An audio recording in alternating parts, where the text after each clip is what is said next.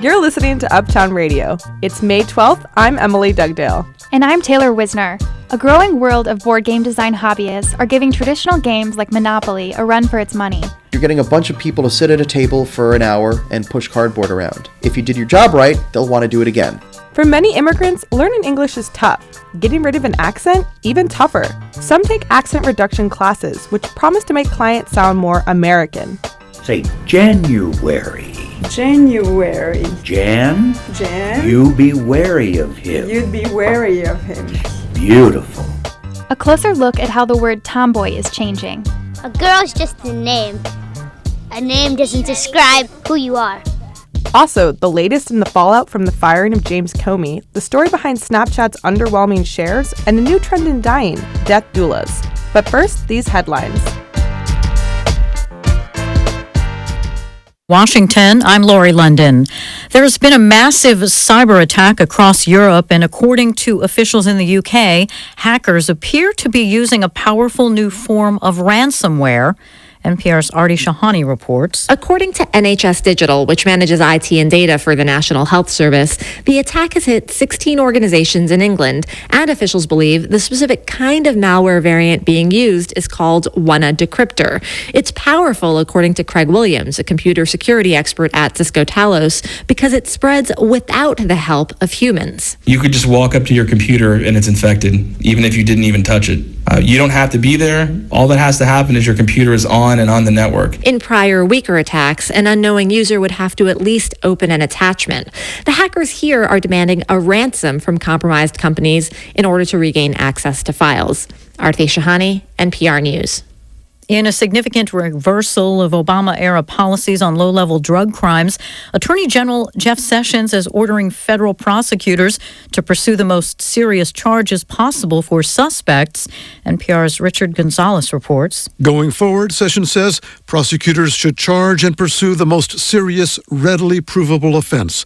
The new policy reverses the Obama administration approach of reducing the prison population by seeking shorter sentences for nonviolent drug offenders. But Sessions says drugs and crime go hand in hand. Drug trafficking is an inherently dangerous and violent business. If you want to collect a drug debt, you can't file a lawsuit in court. You collect it with the barrel of a gun. Civil liberties advocates say the new policy signals a return to harsh sentencing that filled the prisons but had little impact on the availability of drugs. Richard Gonzalez, NPR News. Senator Chuck Schumer's office confirms that Deputy Attorney General Rod Rosenstein has accepted an invitation to brief the full U.S. Senate next week to address questions about President Trump's firing of FBI Director James Comey. Rosenstein was thrust into the controversy after the White House initially said the decision was based on his recommendation, but the story subsequently changed as Trump said he would have fired Comey regardless. China will finally open its doors to U.S. beef, while Chinese cooked poultry is also closer to hitting the American market. As NPR's Rob Schmitz reports, it's part of a new U.S.-China trade agreement just announced by the Trump administration. Under the new trade deal, the U.S. will sell China liquefied natural gas and American beef, which has been banned since 2003. For its part, China would begin to sell cooked poultry to the U.S., and Chinese banks would be allowed easier entrance into the U.S. banking market. White House officials are hailing the deal as a significant step in their efforts to boost U.S. exports. This is NPR. In New York, I'm Camila Kadalska. This morning, New York City Comptroller Scott Stringer announced a new citizenship fund to cover the estimated $20.7 million price tag of New York City immigrants applying for citizenship.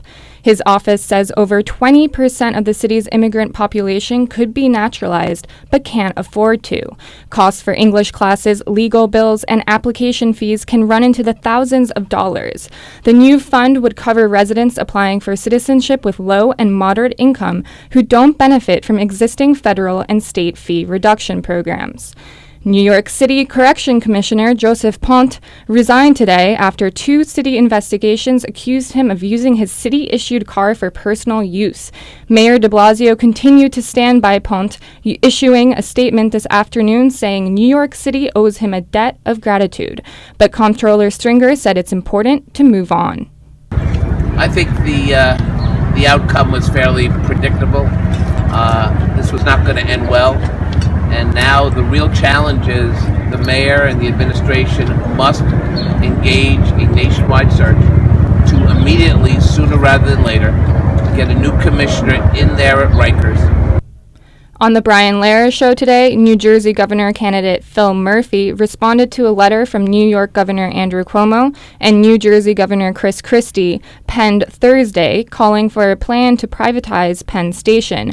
Murphy said the move is the wrong one. Privatizations typically end in tears. I think it's a much smarter decision to, and we had called for this a couple of weeks ago, to get Amtrak, LIRR, and NJ Transit to jointly oversee Penn Station in a seamless, coordinated fashion. Amtrak responded earlier this morning saying it has a plan to fix Penn Station and doesn't need to bring in a private operator. A late-season nor'easter is expected for Mother's Day weekend. It's 59 degrees in Central Park and partly cloudy. Kamila Kadalska, Columbia Radio News. I'm Taylor Wisner. You're listening to Uptown Radio. And I'm Emily Dugdale. Today was another day of the White House attempting to clarify why the president fired FBI Director James Comey earlier this week. The stated reasoning was Comey's mishandling of the Clinton email investigation. Trump himself contradicted this fact last night in an interview with Lester Holt. When I decided to just do it, I said to myself, I said, this Russia thing with Trump and Russia is a made-up story. It's an excuse by the Democrats for having lost an election. Now the New York Times reports that the president asked Director Comey if Comey would be loyal to him. Comey said he'd be honest. I asked former CIA operative and national security expert Glenn Carl about whether this presidential loyalty test and dismissal was inappropriate. To say that it's an inappropriate action by Donald Trump is to make it sound like he jaywalked or something, when he quite possibly could be charged with obstruction of justice and interfering with it in the investigation. Only one other FBI director has been fired by a president. That's William Sessions by Bill Clinton in 1993. If the president can fire an FBI director, what institutional mechanisms are in place to protect the agency's independence? We must remember that Sessions was fired by President Clinton for having broken the law, for wrongdoing. This time, Trump has fired Comey for political reasons. The protections put in place are a fixed 10-year term so that the FBI director is not linked directly to a president. I want to go back because you said that Donald Trump had done this for political reasons. Can you elaborate what you mean by that? Well, it's clear as day, and actually Donald Trump gave us the proof.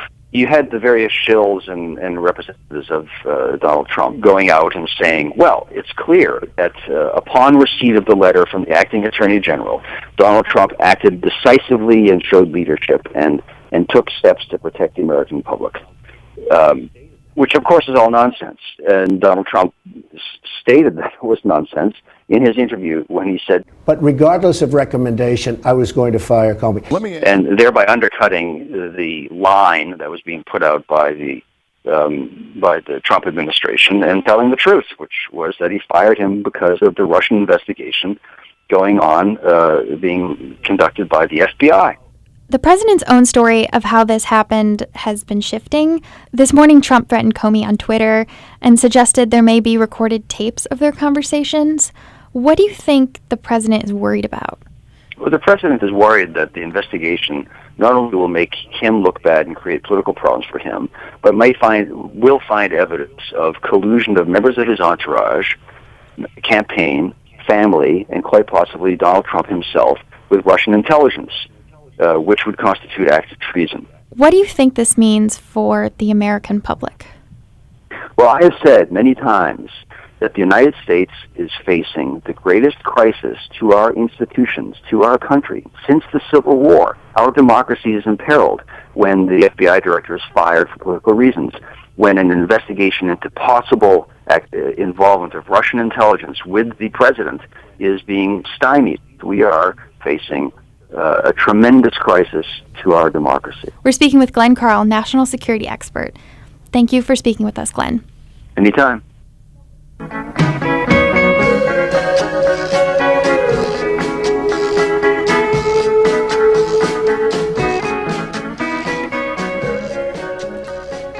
This is Uptown Radio.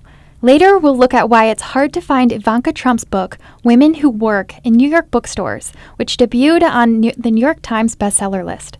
But first, New Yorkers are famous for their accents. Half of New York City's residents speak a language other than English at home, and many have foreign accents, even if they've spent years in the United States. In this era of cracking down on immigration, an accent can make people a target. For decades, accent reduction classes have promised to make clients sound more American. But as Sarah Gibson finds, critics say there are better solutions. The Brian Loxley Speech Studio is in a high-rise just a couple blocks from Grand Central Station. Spend a day here and you get a sense for what it's like to try to learn the American way of speaking. Loxley is a speech coach. Around noon, he's sitting across from Faustine Badrichani, a client from France. They have a small mirror on the desk so that Badrichani can see how her lips move in English. Say, Jan? Jan? You be wary of him. You'd be wary of him. January. January. Beautiful. That R in January tends to be tricky for French speakers. Badrichani is nearly fluent in English, but she's trying to minimize her accent. She's a fashion designer and getting a lot of press, so she wants to sound good on TV. A couple hours later, Dylan Christopher arrives. He grew up in the Caribbean and moved here for work as a network engineer. Coworkers don't always understand him in meetings, which makes him nervous and quiet, not how he wants to be. And I realize in this country, the one with the bigger mouth gets the job, always get the job, you know. The one with the bigger mouth always gets the job, or in Christopher's case, the promotion. So today, instead of pronouncing the word say the Caribbean way, like say, it's an amazing thing to say, Christopher is trying to lengthen A into A. That's an amazing thing to say. So hit maze. Using your mouth to make the right sounds is called oral posture. For non-native speakers, learning new sounds can feel mystifying and frustrating. Just try it. Say, as opposed to say. But it can pay off. Loxley says his clients who succeed feel more confident and rise up the ranks at work. New York City has dozens of businesses like this, charging between $100 and $300 for private classes. But critics warn that trying to get rid of a foreign accent misses the mark entirely. Melissa Bass-Burke is a linguist. I think at some point we have to ask, as a broader population, when we're going to be willing to do the work to understand people who are trying really hard. Bass-Burke says communication is a two-way street. There's the speaker, and then there's the listener. And listeners' ability to understand can depend on their eyes as much as their ears, which means racial bias plays a role. When you pair a voice to a face, people are more likely to perceive that voice as being accented if it's paired with, for example, an Asian face than if it's paired with a white face. Bass-Burke is describing a study where participants listened to a recording of a native English speaker while looking at a photo of a Caucasian face and rated how easy it was to understand. Then they listened to the exact same recording, this time with a photo of an Asian face. Participants said the Asian has an accent. And that's not all. People are also less likely to understand that voice, even if it's saying the exact same thing. That's right. People said the Asian speaker was harder to understand, which Bass-Burke says raises a critical question. How much is actually a person not being able to understand, and how much of it is a person seeing a face that they think they're not going to be able to understand? Linguists say this prejudice is especially strong in the U.S. and Europe. In many other countries, multilingualism and accents are the norm, but here the fear of accents can match political trends. Andy Malinsky teaches at Brandeis University's International School of Business. He says discomfort with certain accents can mirror international politics. So in the United States, there was a time when it seemed that all the villains in Hollywood movies had German accents. Now, I guess there's more conflict with Russia. Perhaps a Russian accent would be seen more negatively. The way accents can be perceived changes. It's hard to lose an accent, so instead of changing the way they speak, Malinsky says non-native talkers should make their accents work for them. Instead of accent reduction, it's sort of like accent leveraging. Malinsky teaches his business students American cultural skills so that their accents help them stand out in a good way. People are trying to figure out what's their brand, what's unique that they can bring. So if you happen to come from another culture, have an interesting background, you could choose to suppress it, but that's probably going to ultimately be less effective than trying to find creative ways to leverage it. Malinsky says speakers can't fully overcome a listener's bias, but here's how someone from India could use their accent as an icebreaker. Say a potential employer asks, "Oh, where are you from? I hear that accent." At that moment, speakers often can feel ashamed and nervous, which takes up cognitive energy, making it harder to think and harder to talk. So Malinsky recommends an American strategy: making small talk. "Oh, I'm from India. Have you ever been there?" No, I've never been there." "Oh, I'm actually from the eastern side of India." "Oh, really?" Speakers with accents can work on communication skills in a lot of ways, but it turns out so can native English speakers. Melissa Baseberg just did a study that showed learning how to understand accents is much easier than a lifetime of trying to get rid of an accent. We have people come into the lab and just listen to non-native speech and practice writing it down. They sat on a wooden bench. They sat on a wooden bench. They sat on a wooden bench. Those were native speakers of Mandarin, Korean, and Hindi. And we find that after just a couple of days, if you train people on 5 different non-native accents, people get better at understanding not only those accents that they heard, but also new accents that they haven't heard before. But even if listener training becomes popular, Loxley says studios like his will always serve a purpose. His clients are never going to lose their accents entirely. Instead, the goal is to be conversational and charismatic, which is why he dedicates part of his class to the voice. So even as we do drills in grammar and all kinds of stuff, you, Javier, can be using your good, God-given voice and letting it ring out. It's now late in the afternoon at Loxley's studio. He's working with Javier Villarreal, a snazzily dressed entrepreneur from Colombia. They put their hands on their stomachs, take in deep breaths, and practice what Villanueva will say when he has his dream job as a bilingual radio host. Good morning, Roger. Good morning, Roger. Good morning, Roger. Good morning, Roger. Doesn't that sound good? After that, they return to pronunciation. The hard j sound of Roger is going to take some work. Sarah Gibson, Columbia Radio News. Theater lovers talk about the powerful ability of the medium to create empathy with the audience. Now, a New York-based theater troupe called Theater of the Oppressed is using the stage to spark social change. The troupe creates plays based on the lived experiences of its actors, who are some of the city's most vulnerable residents. The audience is New York lawmakers. My co-host Taylor Wisner visits an impromptu theater in Flushing on opening night. The play is in the spacious lobby of the Queen's Museum. It's a Sunday afternoon. About 100 people watch a performance on an open stage. A scene begins with a homeless immigrant picking up cans at a park. He sees another homeless man and asks if he knows a nearby shelter that's safe for undocumented immigrants. They speak in Spanish. I don't have a home. Do you know a place where we can stay tonight? There's a lot of places, but they're not adequate. And without documents, no, they're dangerous. It's less dangerous to be in the street because they look for us in the street. A woman jogs by and says, "What's this?" to the immigrants sleeping there. Hey! She approaches the police officers nearby and asks them to remove the men from the park, which is near her expensive apartment. I'm feeling so unsafe. What do I do? What do I do? Police officers! Hello? The officers arrest the 2 men for trespassing. The first man pleads guilty to the crime, paying a $200 fee, and is given 1 month's probation. But what happens next is a surprise. As he leaves the court, an undercover immigration officer starts to make small talk and asks him where he's from. Suddenly, he's arrested for illegal entry into the U.S. They're lucky they let you go, you know. Look, where are you from? I'm from Venezuela, and I came in 1980. And I crossed a few borders. Wait, because there's a surprise. We're actually from ICE, and we're going to deport you. After the scene is finished, one of the actors, who goes by the name Eric, says the play is similar to his real life. He used to be homeless and says police have treated him unfairly because he's Latino. He only speaks Spanish, so he asks another actor to translate. Sí, claro, lo que es las personas que viven en la calle, scene specifically with, living, like picking up cans and gathering money that way, living as a homeless person in New York City. It's his experience. And being able to perform his story, he hopes others will be able to do the same.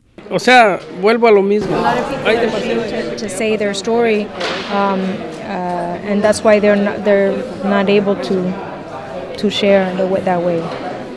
The opportunity to share is part of the mission of the Theater of the Oppressed New York City. This month, the theater is holding their 5th annual Legislative Theater Festival. They're performing for many elected officials in the audience. This show is partnered with the AIDS Center for Queens County Troupe. The group is made up of recent immigrants from Colombia and Mexico. Each troupe has a theme, and for this performance, it's immigration. The show is divided into 3 sections, or, in theater lingo, 3 acts. The first scene is a performance, and the second is an audience reenactment. Act 2 begins. A woman from the audience steps onto the stage. They're going to do the scene again from the perspective of the jogger in the park, who reports the homeless people. In the actor's place, she says she's just minding her business. Okay, I guess whatever. I'm also gonna just mind my business for a minute. And if I care, I'll try to look into donating to local organizations. Maybe it's not the most constructive suggestion, but Elizabeth Morgan, who is a member of the troupe, tries to spark a conversation from the scene.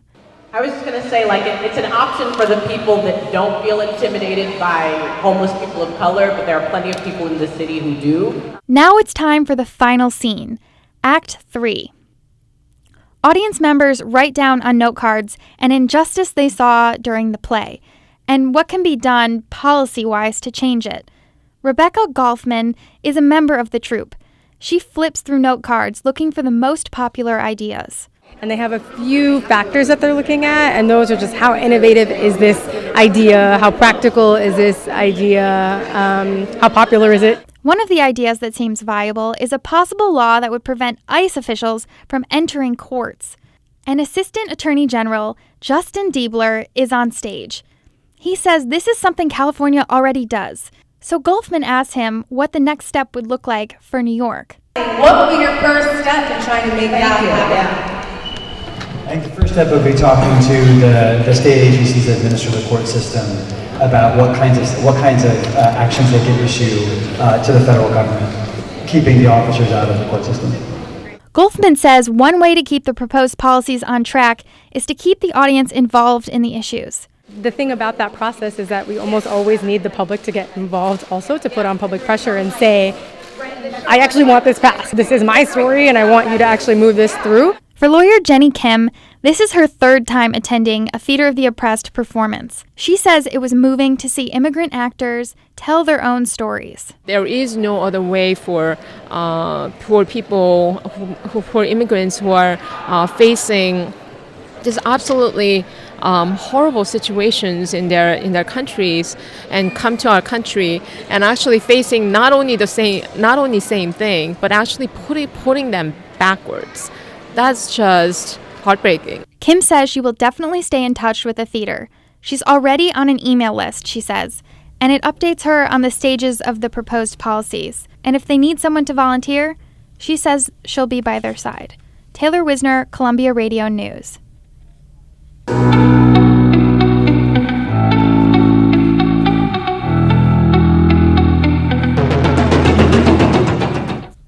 In the New York City public school system, there are 4 legs that keep the table standing. There's the students, the faculty and staff, the Department of Ed, and the parents.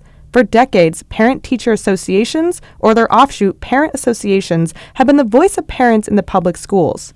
But middle school parents are at an advantage when it comes to participating in PAs. New York City tried to address the disparity by placing a paid parent coordinator in every school. But as Mike Elson-Rooney reports, critics say the plan has backfired. and active parents at low-income schools aren't getting the support they need. Anna Jean Lewis is helping set up an art project for homeless families in the cafeteria at JHS 145, a middle school in one of the poorest areas of the Bronx. The school bell rings in the background. The room is decorated with pastel-colored balloons, and markers and large sheets of paper are set out on the table. Lewis has been president of the Parent Association here since her son started at the beginning of the school year. She ran for the job after watching her oldest son struggle in school. After that experience, I realized, listen, you have to get a little closer and you have to realize what's going on in the school. And in order to do that, you have to not just be calling and saying, hey, how is he doing, but actually go into the building and taking part into things that are going on inside. Lewis started recruiting other parents, holding monthly meetings, and planning events. But her role changed one day in January when the city announced plans to shut down the school at the end of the year for poor performance.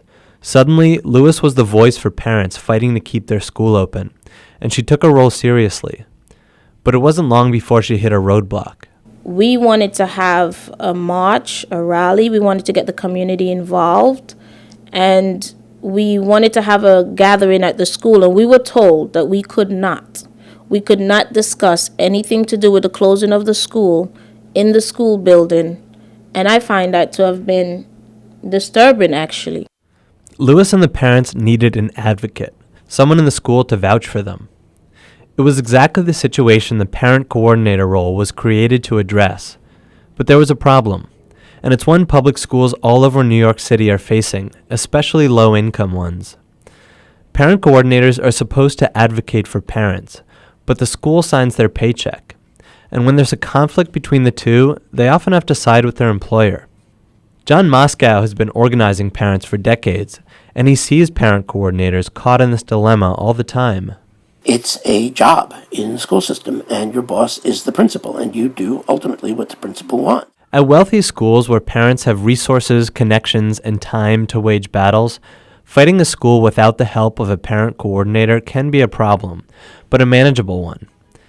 But at low-income schools where parents depend on the help of a parent coordinator, not having someone who can fully take their side is a bigger problem. And there's another issue. Often, parent coordinators were active members of the PA before they got hired. And for a parent association, losing those key figures can be damaging. What this does is it can take the most active person in the Parents Association and put them on payroll. Abigail Freeland knows that dilemma firsthand. She's the parent coordinator at JHS 145, the same school where Anna Jean Lewis's son goes. But Freeland is also a parent. She has 6 kids go through the middle school, and she was the president of the PA herself. She says she loves this school, and she was as shaken up as anyone when she heard it was closing. When we found out, it was kind of devastating. Well, I heard it on the news at 6, 7 o'clock and 10 rains. I said, what? I couldn't believe it. I told my kids, 145 closing. They were shocked, too. So Freeland wanted to do everything she could to support the parents' fight, but she didn't have the same freedom as when she was on the PA. She was now an employee of the Department of Education, or the DOE. Volunteering and being a parent, not in the DOE, and then when you're a parent, working with the DOE is 2 different things, because you're for the parents, and yet still you have to remember you're a DOE. Some things you can't say, some things you can't do, or whatever. Mm-hmm. And there's another problem. Part of the goal of the parent coordinator position was to get low-income parents active in parent associations. But the metrics the city uses to evaluate parent coordinators measure whether they get parents to show up at the meetings, not whether they're helping the PA to take action. Luna Avila works at a nonprofit that supports PAs in the Bronx, and she said she sees a lot of schools, especially low-income ones, where parents fill seats at events but don't do much more. The biggest issue, I think, is that there's no real expectations from the parent coordinators in doing parent engagement. As long as they get that sign-in sheet filled with a certain number of parents, doesn't matter what the parents got out of it, the parent coordinator is doing their job. Back at JHS 145 in the Bronx, PA President Anna Jean Lewis and parent coordinator Abigail Freeland are talking about what did happen on that day when Lewis and the parents wanted to meet in the school. Freeland tells Lewis that she didn't oppose the principal, but she did stand up for Lewis to the school. I let the staff know she is a PTA, she's a president, and they have a right to call a meeting and voice their opinion. But it was an outside group, the one Luna Avila runs, that helped Lewis directly confront the principal and eventually got her to relent and let parents meet at the school. And that's part of the problem with the parent coordinator position. Even someone as supportive of the parents as Freeland would have to cross her employer to fully back the Parents Association. And that's a hard position to put them in. Lewis doesn't know where her son will end up at school next year, but she plans to stay active in the Parents Association. And she hopes that if she has to fight again, her parent coordinator can be an advocate in the school. But she's not counting on it. Mike Elson-Rooney, Columbia Radio News.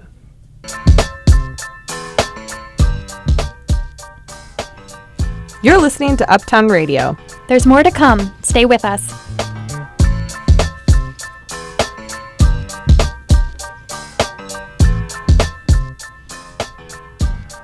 Welcome back. You're listening to Uptown Radio. I'm Emily Dugdale. And I'm Taylor Wisner. Coming up, board games are stepping up their game with newer, more unconventional themes and attracting more players. Schools work to get kids more active and involved in the arts, and we put up a commentary on the nature of procrastination until the very end of the show. But first, the headlines. In New York, I'm Hannah Long-Higgins. This afternoon, hospitals and institutions in dozens of countries across continents experienced a simultaneous cyber attack when computer systems with patient records were shut down. Hospitals had to turn away patients in emergency rooms. Other public health institutions and even ambulances were affected. The attack made use of a method in leaked NSA documents. Hackers encrypted data, locking out rightful users until a ransom was paid. After the firing of former FBI Director James Comey earlier this week, President Trump has taken to Twitter, warning Comey to stay quiet about a conversation in January during which President Trump asked Comey for his loyalty. Today, Sean Spicer refused to answer questions from reporters on whether or not that conversation with Comey was, in fact, recorded. Did President Trump record his conversations with former FBI Director Comey? I assume you're referring to the tweet, and I've talked to the president. The president has nothing further to add on that. Attorney General Jeff Sessions announced today that he has ordered federal prosecutors to seek maximum punishment for drug offenses in what is a clear break from Obama-era policies. And I trust our prosecutors in the field to make good judgments. They deserve to be unhandcuffed and not micromanaged from Washington. Rather, they must be permitted to apply the law to the facts of each investigation. Former Attorney General Eric Holder says the new policy will only generate unfairly long sentences and do little to lead to increased public safety. The U.S. and China reached a trade deal today that will lift a Chinese ban on U.S. beef imports and accept U.S. shipments of liquefied natural gas. The deal also permits Chinese banks and cooked chicken to enter the U.S. market. The World Health Organization declared a new Ebola outbreak today in Northern Democratic Republic of Congo. At least 3 have died in recent weeks from the outbreak, which is not linked to previous Ebola flare-ups in the country. Looking ahead to next week, President Trump will make his first foreign trip to the Middle East, including Saudi Arabia and Israel. He will be addressing religious persecution in the region. Hannah Long-Higgins, Columbia Radio News. The social media platform Snapchat released its first earnings report since its initial public offering in March. The numbers disappointed investors. The public shares immediately fell almost 25% after the news was released. It's raising questions for investors as to what other initial public offerings this year might look like, especially for tech companies. Shira Ovide is a journalist at Bloomberg. She says there are pros and cons to Snapchat's strategy of targeting younger users. It's kind of a mixed bag. On the one hand, those young people, particularly teens and 20-somethings, are very hard for advertisers to find elsewhere. That if you look at usage of popular advertising media like television, young people are not watching as much TV as older people do. And if you are Nike or Toyota and you're trying to sell people shoes and trucks, you need to go where the young people are, and mostly that's Snapchat. So that's Snapchat's best asset and also its biggest weakness, because we don't really know what it looks like if a company is only popular with young people. Does that mean that it's valuable, or does that mean that it's limited? You wrote recently that, Snapchat does a lot of these kind of slick, creative advertisements, no doubt tied to their young audience. And you wrote that that's an Achilles heel for the brand. What do you mean by that? Snapchat is not the place where everyone can advertise. Part of it is that the ads they're like TV ads. They're, slick, they have video, you kind of, it basically blends in with other selfies and videos on Snapchat from the users and from other people who are making snaps. So, that's great that advertisers love being part of something where the commercials don't feel like annoying interruptions. They feel like part of the app. But the downside of that is not everybody can afford, and not everybody has the expertise to make a cool, slick TV-like commercial, right? The coffee shop down the street is probably not going to be able to make a Snapchat ad, but Nike can. Right. And so just to wrap up, so Snapchat is the first big company to go public like this. What does this underwhelming first earnings report after their IPO mean for other companies looking to go public? Would it deter them from making the same choice? I don't think what happens to Snapchat, at least in the next few months or years, really has much of an impact on other companies that want to go public. Snapchat is kind of an island unto itself. It was so unusual. It was so large. It had such a large market value that most other companies that are thinking about going public don't really have the same kind of fundamentals that Snapchat has. So, look, it's not great if the stock price continues to sink. It won't be good for other companies trying to go public, but I think the ultimate effects are pretty limited. Shira, thanks so much for taking the time to speak with us today. My pleasure. Monopoly no longer has a monopoly on board games. Today's games are more unconventional. There's Potion Explosion, Ponzi Scheme, Bears vs. Babies, to name a few. In Bears vs. Babies, players draw cards to build a bear army that attacks babies. This might not sound like your typical board game, but it raised more than $3 million on Kickstarter in November. Board game sales have been rising for the last few years. Shushmita Pathak goes behind the scenes of this growing industry. Tucked between an Indian restaurant and a permanently closed grocery store in Park Slope is a small storefront with a bright purple sign, Brooklyn Game Lab. Hey. Hello. It's Saturday and board game enthusiasts are gathering to test new games. Game designer Henry Mike Brown has brought his new game for testing. Quick thing on the iconography. The top right corner of the characters is their defense points. The game is cards with pictures of fantasy characters. There are a lot of weird symbols. Brown's arranging the cards in columns of 5 by 5. He starts explaining the rules to his two players, Dan Newman and Zintas Makermans. And the little letters here on the icons is their alignment. You have good, evil, lawful, chaotic, and neutral. Brown continues explaining the game for more than 20 minutes. Newman's eyes are glazing over. Are you following, Dan? The game begins. Makermans goes first. After 10 minutes, Makermans is still trying to figure out what's his best move. His opponent Newman is not having fun. If I'm just trying to analyze what's in front of me, I've got characters have different alignments, universes have different alignments, universes have different abilities. Universes can have even more different abilities if I change the universe. I can move characters from one universe to another to activate different abilities depending on their alignments. And it's just, there's way too much. So it might sound that we're being really mean to Mike's game, but this is basically how every game is born. This is the 17th test for Brown's game. It sounds like a lot, but it's still in the early stages. Every game usually goes through more than 100 playtests before designers can pitch it to publishers. Playtests are where the work happens. That's also where designers learn. Game design is similar to coding, but tougher, says Makermans. You can't just like read a book and know how to make games. You have to like watch people play games and watch different people play games. All the people I met at the Brooklyn Game Lab are relatively new to game design. They're still learning. They told me if I really wanted to know about game design, there's one person I needed to meet. A guy named Gil Hova.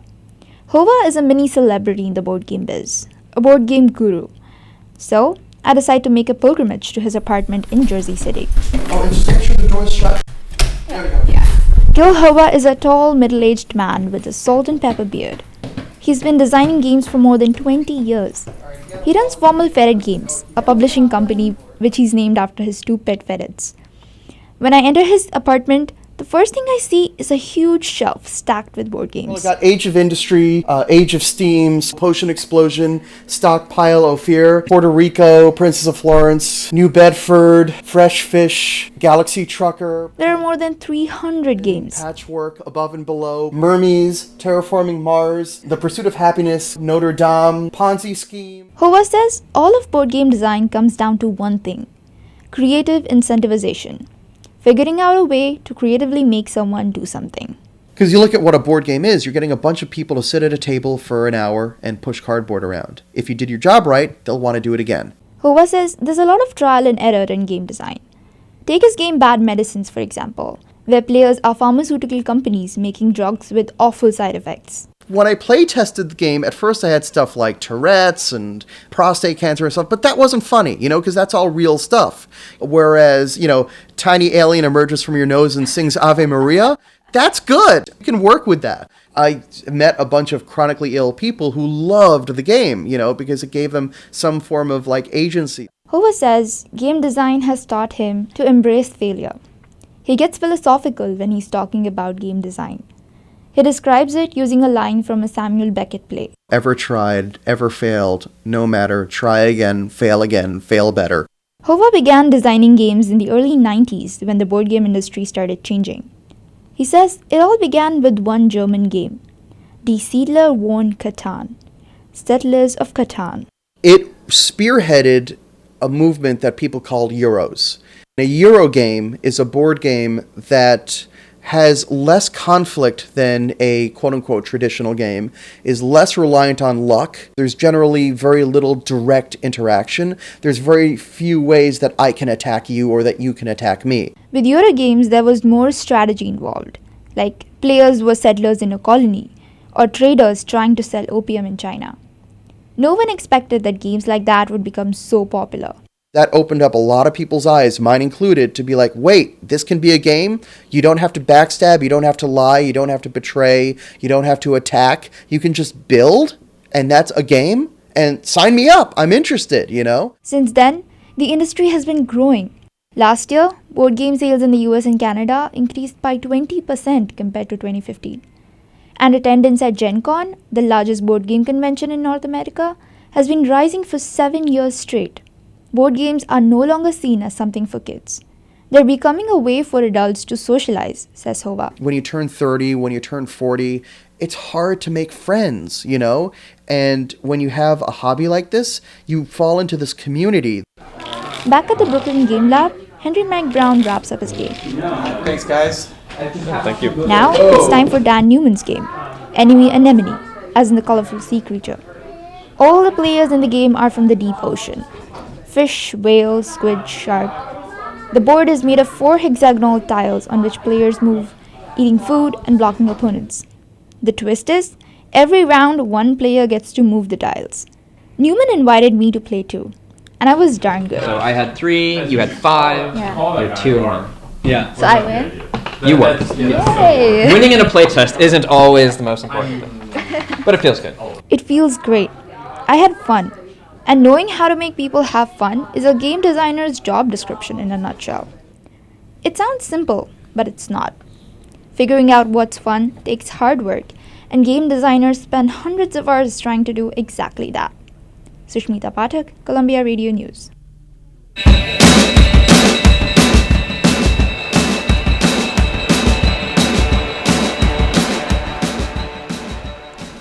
For the last 100 years in the U.S., people have mostly ended their lives in hospitals. More people want to die at home but live far from their family. Now, people are being trained as death doulas to help ease strangers through death. The word doula is often linked to those who help new mothers. But, as Lindsay Cortica reports, instead of assisting at the beginning of life, a death doula helps someone end their own. A group of 7 women are seated in an unusual classroom, a rented beauty salon on the Upper East Side. It is Sunday afternoon, and the women are here to learn how to be a death doula. All right, so my name is Suzanne O'Brien. Thank you so much for coming here today. What we do when Suzanne O'Brien is passing out training manuals. She has an 8-hour day planned for the doula hopefuls. I'd like you to share your name and where you're from and also what brought you here. As they go around the room, nearly every woman has a pretty similar version of a story of feeling helpless while watching someone they loved die. I didn't know this was her last week of life, and they discharged her from the hospital with a prescription and no meds. Serene Sarna has come from New Hampshire for the training. She works in a hospice, but on the business side. She's here because she regrets how much her mother suffered in the week before her death. That could have gone so differently.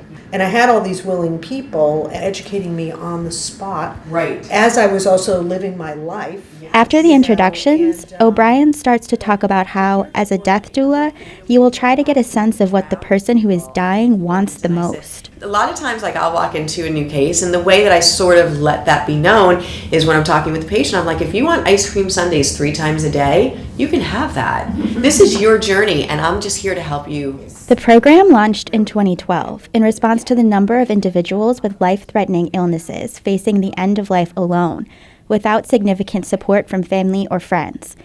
It provides volunteers who visit someone weekly, and sometimes more frequently, until they die. These relationships can last months or even years. Death doulas do not receive medical training, and there is no official certification. The bulk of their work is providing companionship and care. So the training today, in some ways, is teaching people how to be observant and flexible. Whether it is allowing someone to eat 3 ice cream sundaes a day, or whether someone is starting to die, like when they stop eating or drinking. So this is the period right before somebody dies. It's this transition from this world to the next, or whatever your belief system is, but it's when this physical body dies. This is really important that the doula be aware of the way that systematically we all die the same way, no matter what. O'Brien says the role a death doula plays is to try to ease the patient's fears, to help the family dim the lights, and often to help set a mood by playing a favorite request. My patient the other day, he kept talking about the Bee Gees' 79 live album.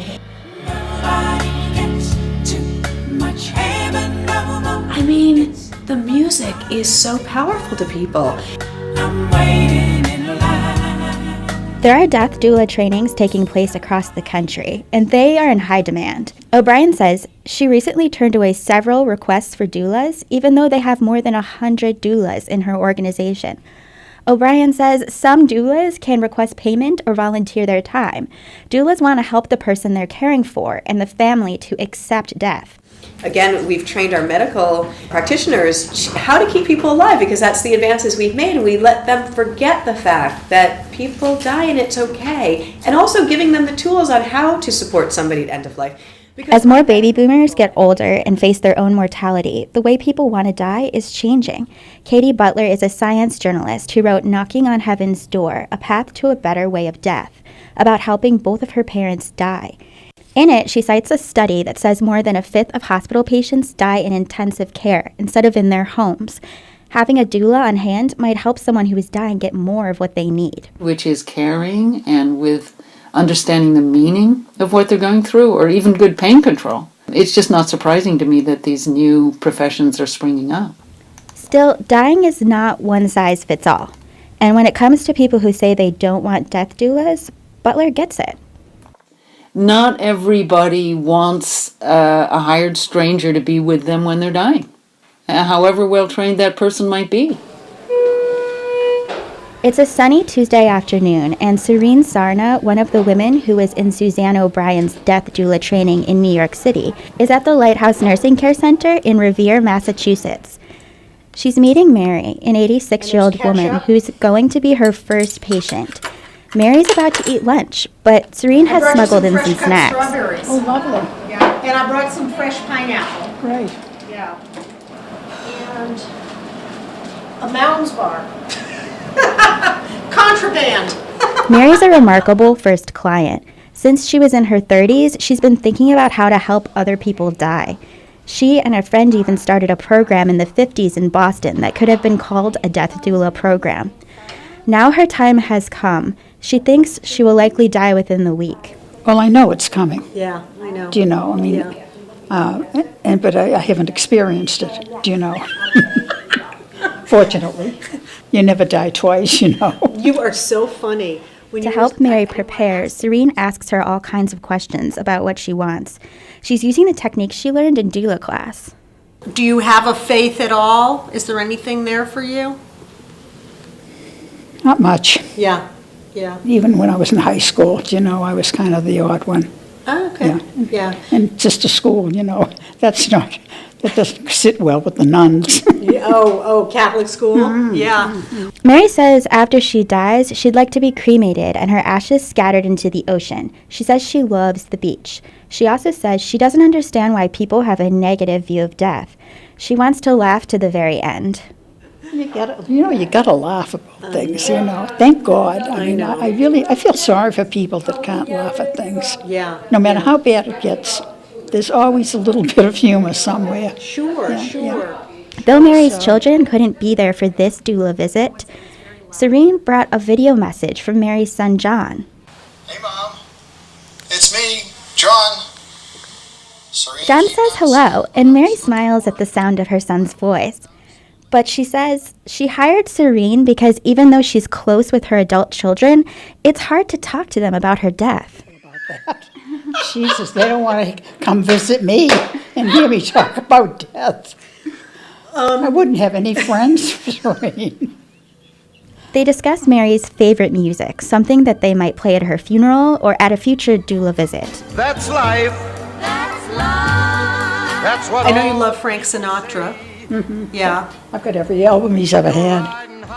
in April, shot down in May. But I know As the meeting wraps up, the two say goodbye. Serene leaves the remaining strawberries and other food she brought. Mary had added them to the nursing home ice cream. Bye, we'll see you later. Nice meeting you. Serene plans to return on Thursday for a visit, and then again on Sunday with Mary's children. Serene leaves, hoping she provided some comfort to Mary in her final days. Lindsay Cordica, Columbia Radio News. But I don't let it get me down. 'Cause this fine old world, it keeps spinning around. I've been a puppet, a pauper, a pirate, a poet. Ivanka Trump's new book, Women Who Work, Rewriting the Rules for Success, received scathing reviews. Critics say she misquotes major cultural figures, and then her anecdotes are unrelatable for the average American woman. Here's Samantha Bee on her show Full Frontal. It's full of super relatable stories, like the time Anna Wintour called Ivanka, then a senior in college, to offer her a job at Vogue, and Ivanka turned it down to fulfill her dream of becoming a builder. That's a story that Princess Aurora thought the average woman could learn something from. Still, the book debuted number 4 on the New York Times bestseller list today. Christian Schwab wanders the stacks of New York City bookstores to see how the book is selling or not.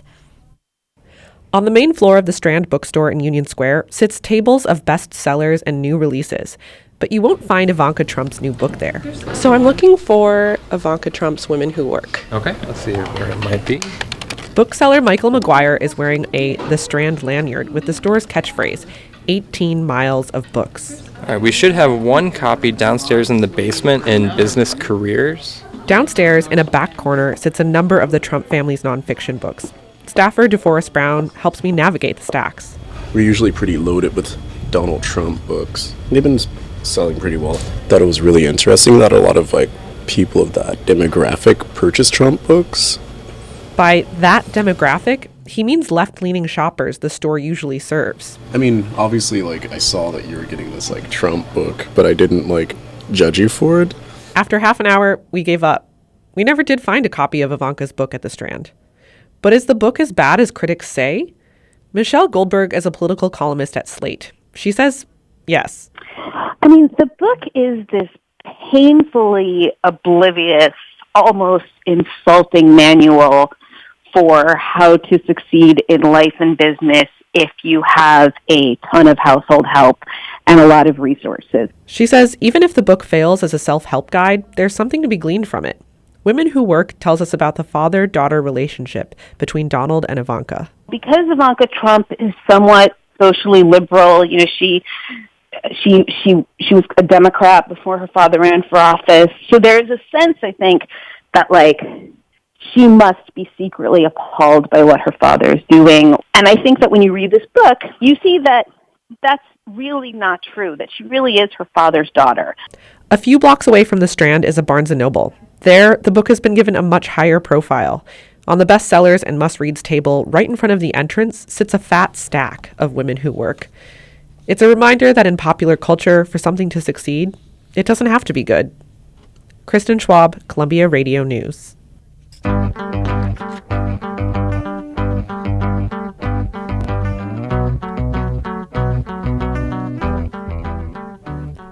Sugar and spice and everything nice. Or at least that's what the old saying describes little girls.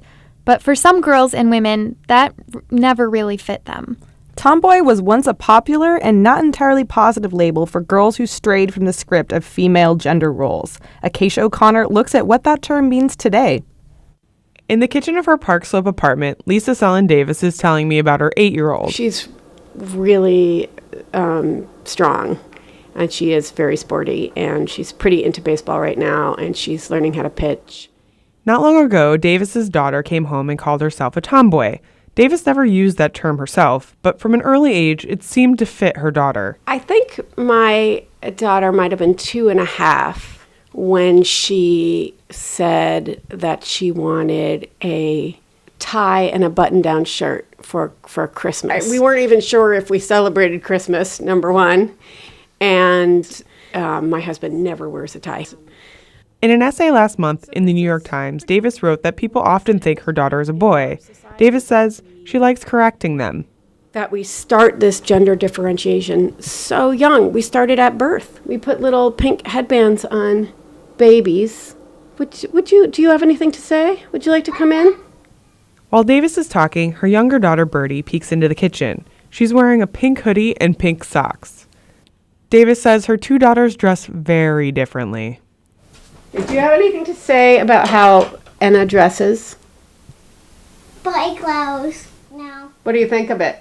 Mm-hmm. Mm-hmm. Do you know what a tomboy is? No. Birdie is only 4, and she doesn't know the word tomboy. It's not a word that's used in her house. But there was a long time, where the word was very much in use. The term tomboy started being used to mean a rude, boisterous, or forward boy. The earliest use in writing is from 1553. Patricia O'Connor is a grammarian and author. She says the word Tom in the English language has long meant a male, the everyman, like Tom, Dick, and Harry. As far as the word Tom, it had such a wide meaning. At one time, all sorts of animals were called Toms. There were Tom rabbits, Tom hedgehogs, Tom chickens. Tom was used to emphasize tons of words. Tom of all trades, Tom Farthing, Tom Taylor, Tom Fool, Tom Pepper was a liar. I don't know why Pepper, but... Tom Toe was your big toe. You get the idea. Sometime in the late 1500s, the word got gender swapped. It started meaning an immodest woman. And then, around 1600, became a girl who acts like a spirited or boisterous boy. And this was not a nice term. It wasn't a fond or affectionate term. That basic meaning and its connotations have stayed with us. About 150 years ago, the tomboy became a really popular trope in American culture. Take Jo March from Little Women. In the very first page of that book, Jo is yelled at by her sisters for being unladylike. Jo immediately sat up, put her hands in her pockets, and began to whistle. Don't, Jo. It's so boyish. That's why I do it. It's bad enough to be a girl anyway when I like boys' games and work and manners. The next century was full of tomboys who didn't want to be prim or proper. Like Penny, a character from the 1950s TV show Annie Oakley. Penny likes horseback riding and frogs. In an episode called The Tomboy, she stands up for her friend Tag in a very unladylike way by socking a bully in the nose. The boys are shocked. What kind of a girl is she, anyway?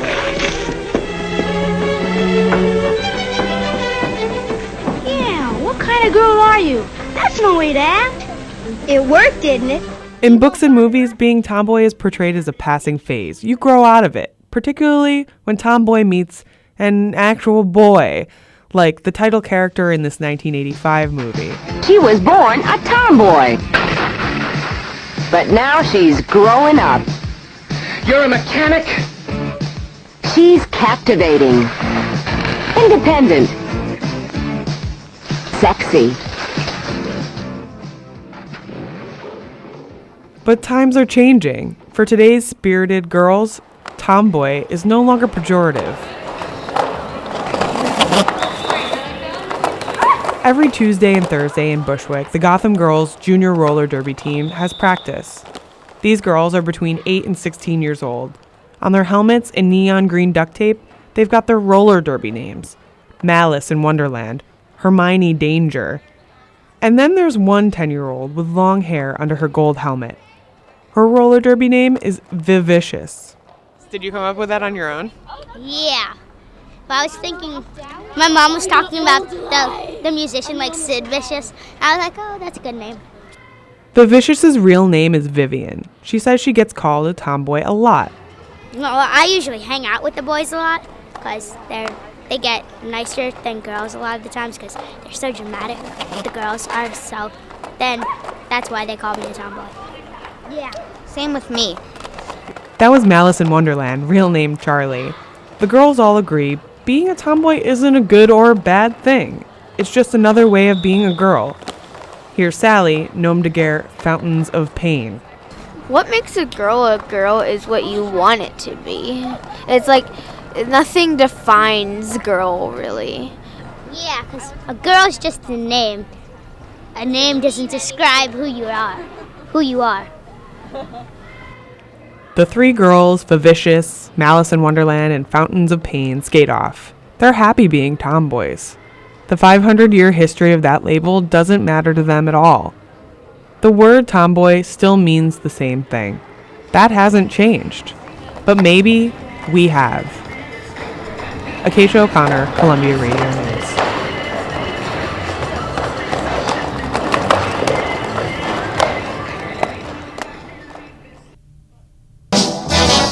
A regular tomboy, but dressed for a prom. Boy, how cute can one girl be? Everyone has some embarrassing moment from adolescence that shaped them. Taylor Wisner revisits a middle school etiquette class. I was 12 and entering a rite of passage. There's no way around it. My mom insisted I would be spending every Wednesday afternoon with 20 of my fellow sixth graders, cooped up in the ballroom of a country club. A mix of restless boys and nervously giggling girls were there to learn manners under the high society mistresses of our town. There was nothing I dreaded more. It was called dance court. On the first day of dance court, nicely dressed women wearing too much perfume greeted us at the front door. They looked us up and down to make sure we followed the dress code. We were only allowed to enter once we mastered the proper instruction, that being a firm handshake and a "How do you do, Mrs. So-and-so? It's so nice to meet you." I soon realized this wasn't going to be a typical dance course. I was living out a 1950s training guide to be the perfect hostess. There was a day dedicated to table manners, where we learned to use a seafood fork. The next lesson was party etiquette. The girls practiced conversation starters, and were told not to spend too much time on any one subject. The boys had to open doors for their dates, and retrieved the finger sandwiches. Worst of all, girls had to be escorted. Moving around was hard when it required linking your arms awkwardly with the boys. I never really thought about gender before dance court. I played Little League baseball, but took ballet lessons too, changing out of my cleats for point shoes seamlessly in the back seat of the station wagon. I was the kid who was given a gender-neutral name on purpose. My parents decided to name me Taylor even before they knew if I was a boy or a girl. It was a strange transition for me, To go from playing on a baseball team with some of these boys to holding their fruit punch, the dance lessons were even more awkward. As the instructor moved nearer, the dancers braced for embarrassment. Move closer, hand on her waist, follow his mark. The room filled with sweaty shirts and red faces. Everything had built up to the night of the final dance. Parents watched from the balcony above as the preteens practiced their still awkward dance moves. As we had been taught, the boys lead the steps, while the girls dance backwards. My partner kept stepping on my patent leather shoes. By the third time, I'd had enough. I stomped right back on his foot. He let out a loud gasp. All eyes turned in our direction. I was on my way to the dance court blacklist. At the end of the 6 weeks, dance court finally ended. I returned to the 21st century. I pulled on jeans, ate pizza with my hands, and IM'd friends. But the lessons from dance court didn't completely leave me. I did take a lot out of the lessons, just not the things they wanted. I learned to pay attention to how gender roles are passed on, and it reminds me that I don't always need to fill the awkward spaces in a conversation, and I definitely shouldn't be the one always holding the fruit punch.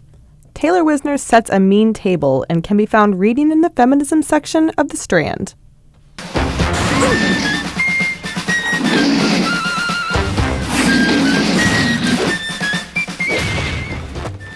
More than half of adult New Yorkers are overweight or obese, but a nonprofit is trying to change that statistic, starting with the younger crowd, kids.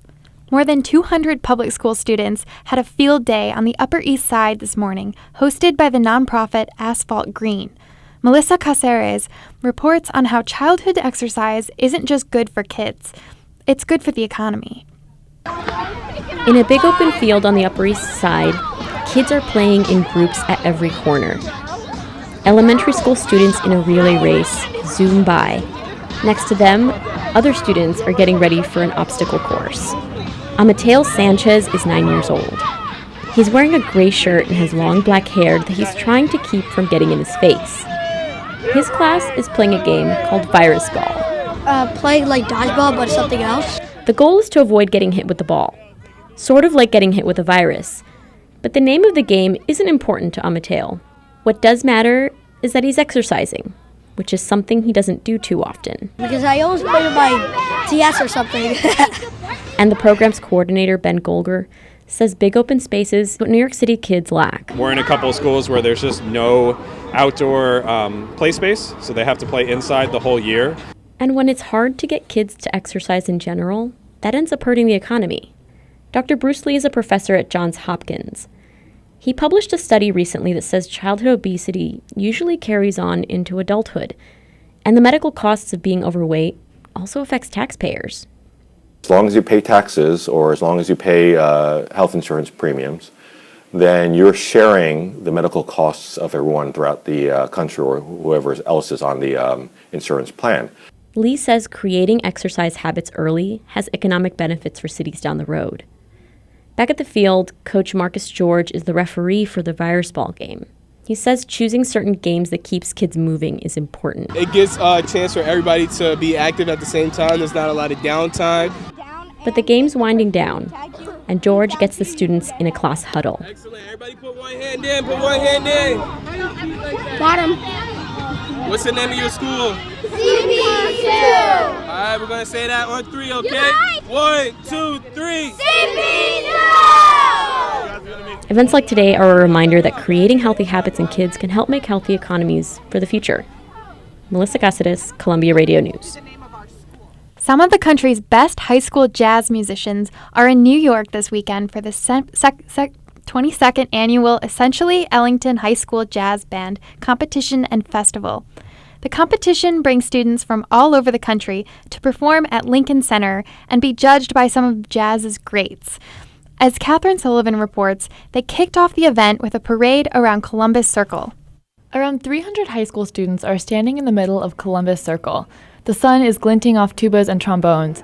Even though the performances haven't started yet, students are shaking tambourines and jamming. The Essentially Ellington competition is in its 22nd year, but this year it's more public than ever. Jazz musician Wynton Marsalis is about to lead a long line of student musicians in a New Orleans-style second-line parade. Todd Stoll is the Director of Education Programs at Lincoln Center.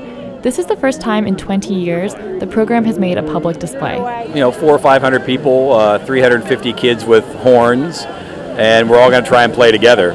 It's a beautiful day, and I have my pocket trumpet with me. The point of the parade is to show the value of music in schools, something that Stoll says is under threat. In major cities around America, there's so little there are so few music classes available for populations that already are socioeconomically disadvantaged that it's shocking. So this is really just a raise awareness for all of it. Soon, Wynton Marsalis arrives and begins playing some classic swing songs. Over 300 saxophones, tubas, trombones, and drums respond. The parade moves around Columbus Circle before turning into Lincoln Center, where the competition will begin.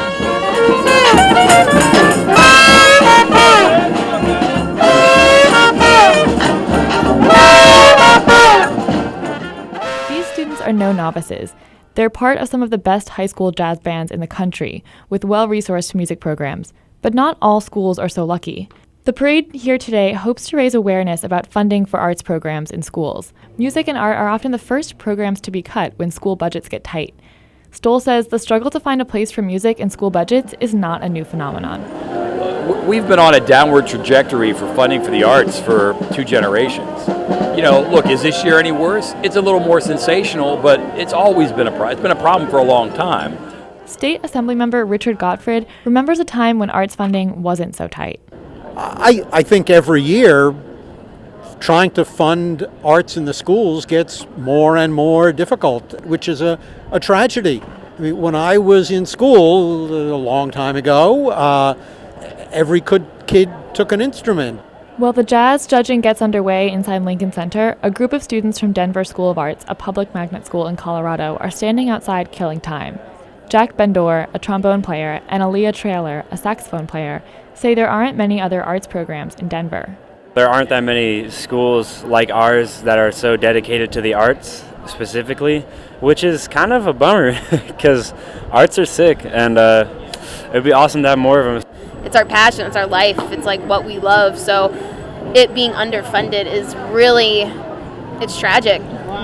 Tomorrow, they'll perform at Lincoln Center in front of Wynton Marsalis.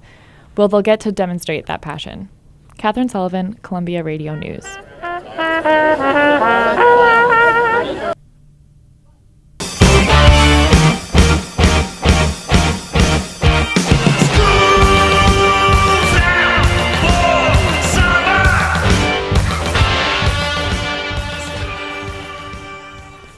There's a kid's story. We're going on a bear hunt. The family goes looking for a bear at each obstacle, a grassy field, a raging river. They can't get over it. They can't go around it. They've just got to go through. Mike Elson Rooney is a lifelong procrastinator. And as he explains in this commentary, each deadline is his own bear hunt. When I was in first grade, my teacher gave us a white folder labeled Catch Up. It was supposed to be an organizational tool, a way for us to keep track of incomplete work. But my folder started to grow, and it became harder and harder for me to look at it, or begin to deal with the growing crisis inside. It was a convenient physical representation of all my young anxieties, one tidy place where I could gather everything I was putting off. Even then, in first grade, I knew I was a procrastinator. And though my white folder's gone now, versions of it have followed me my whole life. By middle school, my mom took me to see an organizational therapist. The fact that such a person existed is an indication of the kind of place I grew up, and the fact I was willing to see her of how desperate I was. She was an elderly woman in a low-slung ranch house who talked me through a bunch of ways to organize my work until she settled on the final answer, a clear plastic accordion file, like a slightly more grown-up version of my white folder.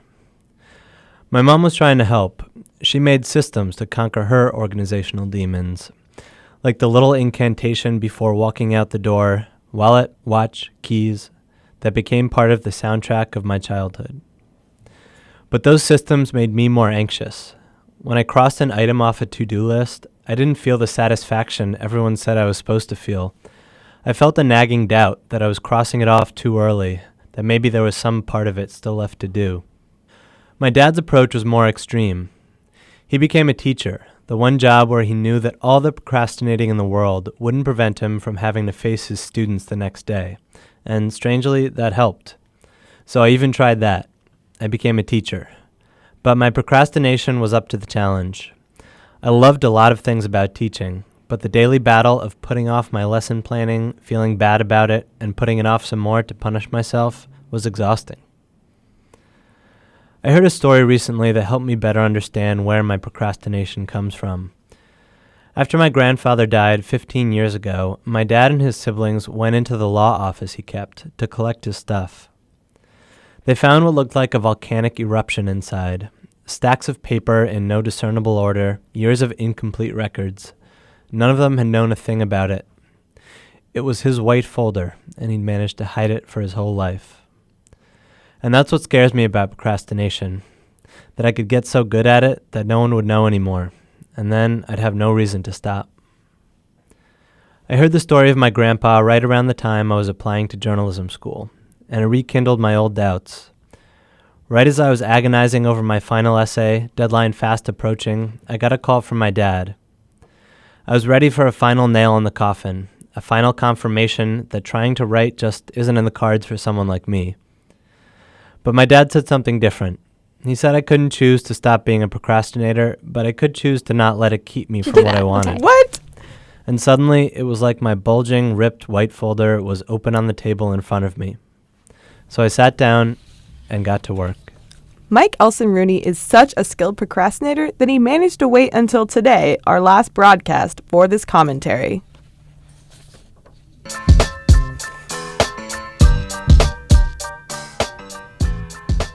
And that was our show. We hope you enjoyed today's broadcast of Uptown Radio. Our executive producer today was Max Hauptman. Our senior producer, Becky Scott, worked with Emily Dugdale and Taylor Wisner. Senior editor Pia Peterson and assistant editor Mike Elson Rooney led our copy team. Director Camila Kerwin coordinated our student production with Sarah Gibson and Meg Dalton. Shushmita Patak and Devin Brisky got the stream live to the web. Radio professors Carrie Donahue, Joe Richmond, Sally Herships, and Osa Secker advised our staff. I'm Emily Dugdale. And I'm Taylor Wisner. Uptown Radio is live on Fridays at 4. You can find more stories throughout the week on uptownradio.org. Thank you for listening to Uptown Radio. And today's our last broadcast of the year. Until next time. Sayonara, folks.